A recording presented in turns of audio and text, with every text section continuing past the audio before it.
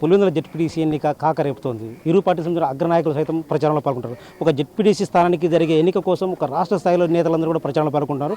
మనతో మనకి నంద్యాల ఎంపీ శబరి గారు ఉన్నారు. వాళ్ళకి మేడం, ఎందుకు ఒక పులివెందుల జెడ్పీటీ స్థానానికి తెలుగుదేశం పార్టీ ఒక ఎన్నికను ఇంత ప్రతిష్టాత్మకంగా తీసుకుందంటారు? ఇది ప్రతిష్టాత్మకంగా తీసుకున్నామంటే ఒకటి గమనించాలి మీరు, తెలుగుదేశం పార్టీ నాయకులు కానీ కార్యకర్తలు కానీ మా కుటుంబ సభ్యులు లాంటి వాళ్ళు. ఎక్కడ ఎన్నికలు జరిగినా, ఎక్కడ ఏ సమస్య వచ్చినా అరకు నుండి కర్నూలు వరకు దిగిపోతాం మేము. ఇది కుటుంబ సభ్యులుగా మేము ఇచ్చుకున్న సపోర్ట్ తప్ప ఇది ఏదో వెంజెన్స్తో చేసే ఎన్నికలో అదేం కాదు. ఎక్కడున్నా మా కార్యకర్తలను ఆదుకోవడానికి ఫస్ట్ తెలుగుదేశం పార్టీ కార్యకర్తలు ఉంటారు. అట్లాగే ఎక్కడ ఎన్నికలు జరిగినా మేము ఉంటామని నేను మీకు క్లియర్గా చెప్తున్నాను. అంటే కేవలం పులివెందుల జగన్మోహన్ అడ్డా కాబట్టి తెలుగుదేశం పార్టీ ఎట్టి పరిస్థితులను కుప్పం ఫార్ములా అనుసరించి కుప్పాన్ని ఎలాగైతే గత మున్సిపల్ ఎన్నికల్లో ఓడించారో సో అలాగే పులివెందుల్లో జగన్ ఓడించాలని మీరు కంకణంతో ఇక్కడ తెలుగుదేశం పార్టీ అంగా దిగింది అనుకోవచ్చా? జగన్మోహన్ గారి అడ్డా అని మీరు అంటున్నారు, కానీ అడ్డా ఎప్పుడవుతుంది? ప్రజలు మా జగన్మోహన్ గారు అని ఆదరిస్తే అడ్డా అవుతుంది ఎప్పుడైనా. లేదు నేను ఇక్కడ ఎమ్మెల్యే ముఖ్యమంత్రి ఇది నా సొంత ఊరు ఇది నా అడ్డా అనుకుంటే సరిపోదు. మనం అందరం గమనిస్తే మరి 5 సంవత్సరాలుగా జగన్ గారు ఏం చేశారు? ముఖ్యమంత్రిగా సొంత జిల్లా అని చెప్పి ఓటర్లందరూ అబ్బా ముఖ్యమంత్రి మా జిల్లాకు వస్తే చాలా అభివృద్ధి చెందుతుంది, మేము కూడా చాలా బాగుపడతాము అని చెప్పి ఓట్లేశారు. మరి ఏమైంది? ఒక పరిశ్రమ వచ్చిందా? కొపర్తి ఇండస్ట్రియల్ హబ్ ఆనాడు వచ్చినప్పుడు 1500 కోట్లు, వేల కోట్లు, లక్షల కోట్లు ఇస్తే ఏం జరిగింది? ఆయన కనీసం ఇటుక కూడా వేయలేదు. మరి కడప స్టీల్ ప్లాంట్ అని చెప్పారు, వచ్చిందా కడప స్టీల్ ప్లాంట్? ఆలోచన చేయండి. ఒక రోడ్డు పడిందా? ఆలోచన చేయండి. ఈ జగనన్న కాలనీస్ అని నేను తిరుగుతున్నా, కనీసం బేస్ మట్టం కూడా లేదు జగన్ కాలనీ. మరి ఏం అభివృద్ధి చేసినట్టు? ఎట్లా అడ్డా అవుతుంది జగన్ గారిది? అడ్డా అంటా ఏమీ లేదు, డబ్బులు దోచుకోవడము తప్ప, బెదిరింపులు తప్ప అది నా అడ్డా అంటే కనుక ఇక్కడ జెడ్పీ ఎన్నికలతో ఎవరి అడ్డా ఎవరి కంచుకోట అనేది తెలిసిపోతుంది. ఒక పులివెందుల ఒక మండల స్థాయిలో జరిగే ఎన్నికకు కేవలం పోలీసులు ప్రొటెక్షన్ లేకుండా వన్ సైడ్గా విరుస్తున్నారు. వైఎస్ఆర్ కాంగ్రెస్ నేతలపై దాడులు చేస్తున్నారు. అదే జగన్పేటలో మాత్రం 1,000 మంది పోలీసులు కట్టేస్తున్నారు. ఈ ఎన్నికకు ఎందుకు పోలీసులను కేటాయించలేకపోతున్నారని ఆరోపిస్తున్నారు. కాదన్నా, ఏం దాడులు జరిగినాయి నాకు అర్థం కాదు. మొన్న ఎమ్మెల్సీ పైన దాడులు జరిగినాయి అని అన్నారు. పులివెందుల లోకల్ వాళ్ళను ఒక్కరికైనా ఏమైనా టచ్ అయిందా? ప్లస్ ఎమ్మెల్సీ గారి పైన దాడి చేసినారు అని అంటున్నారు. మరి దాడి జరిగిన తర్వాత ఆయన ఎక్కడికి పోవాలా?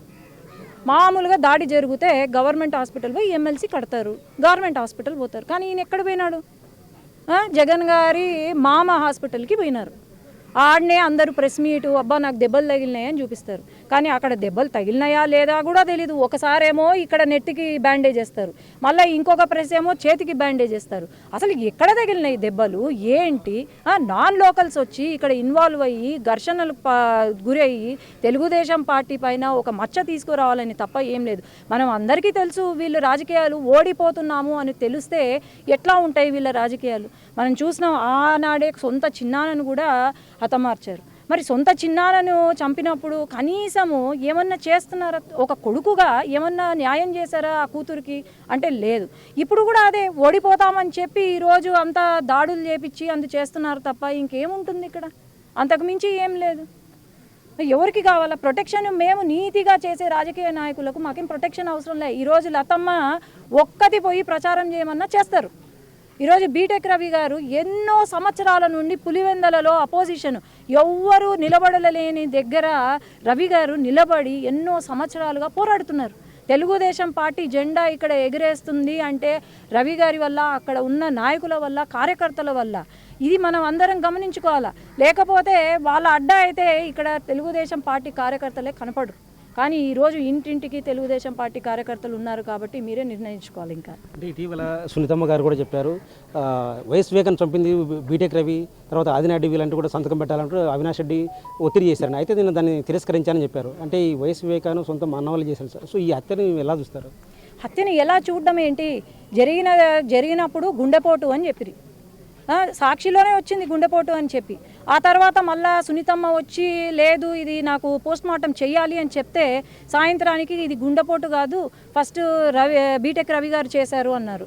మళ్ళీ ఆదినారాయణ రెడ్డి గారు చేసినారు. తర్వాత ఏమన్నారు? మా సీఎం గారే చేపించారు అని చెప్పారు. ఇదా రాజకీయం అంటే? సొంత చిన్నాన కూతురు వచ్చి నాకు న్యాయం చేయండి అని అడుగుతుంటే న్యాయం చేయడు, కానీ ఏదో అందరినీ దొంగలను కాపాడుకుంటూ వస్తున్నారు కాబట్టి ప్రజలందరూ గమనిస్తున్నారు, ఏం జరుగుతుందనేది గమనిస్తున్నారు. తెలుగుదేశం పార్టీ ఇక్కడ గెలవలేక ఒక మండల స్థాయి ఎన్నికకు మాత్రం ఒక గ్రామం చెందిన ఓటర్లు ఇంకో గ్రామంలో ఓటేసి అంటే వాళ్ళని అడ్డుకోవడానికి కేవలం పోలింగ్ శాతం తగ్గడానికి మాత్రం అడ్డుకుంటున్నారని వాళ్ళు ఆరోపిస్తున్నారు. ఎవరు అడ్డుకుంటున్నారు? లేకపోతే రౌడీలను ఎందుకు దింపుతున్నారు? ఇక్కడ పార్టీలో వీళ్ళకు సపోర్ట్ చేసేది రౌడీ వెధవలు తప్ప ఇంకెవరు లేరు. నోరు తెరిస్తే బూతులు. ఒక విలువలతో కూడిన రాజకీయాలు చేస్తున్నారా వీళ్ళు? ప్రజలు గమనిస్తున్నారు, ఇవన్నీ కూడా చూస్తున్నారు, ప్రజలే బుద్ధి చెప్తారు. అంటే మీరు ఇక్కడ ప్రచారానికి వచ్చారు, ద సేమ్ టైం ప్యారలల్గా మీ తమ్ముడు కూడా బైరెడ్డి సిద్ధార్థ రెడ్డి ఈరోజు ప్రచారానికి దిగారు. సో అన్నా చెల్లెల మధ్య పోరు ఇక్కడ స్థానికంగా కూడా ఉండబోతుందా?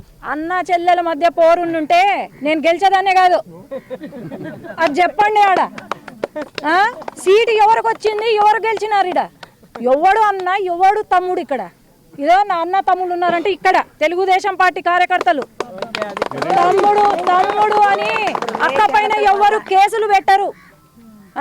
6 సంవత్సరాల పాటు నా పైన కేసులు పెట్టి నన్ను ఎంత సఫర్ చేసినారో నాకు తెలుసు. ఒక ఆడపిల్లగా, ఒక డాక్టర్గా నన్ను తిరగనీలే, నా పైన అట్రాసిటీ కేసులు పెట్టినారు. అప్పుడు వాళ్ళేంది తమ్ముడు అన్న, ఇక్కడున్నారు నా అన్న తమ్ముళ్ళు, అది గమనించుకోండి మీరు. పులివెందులో జగన్మోహన్ రెడ్డి సీఎంగా ఉన్నప్పటికీ కూడా పులివెందులో కనీసం అభివృద్ధి జరగలేదు. కనీసం ఈ ప్రాంత వాసులకు ఇది జగనన్న కాలనీల పేరుతో 100 కోట్లు దోచుకున్నారు తప్ప ఎలాంటి అభివృద్ధి జరగలేదని బైరెడ్డి శబరి చెప్తున్నారు. కెమెరా పర్సన్ సుదర్శన్తో శివ, బిగ్ టీవీ, పులివెందుల నుంచి.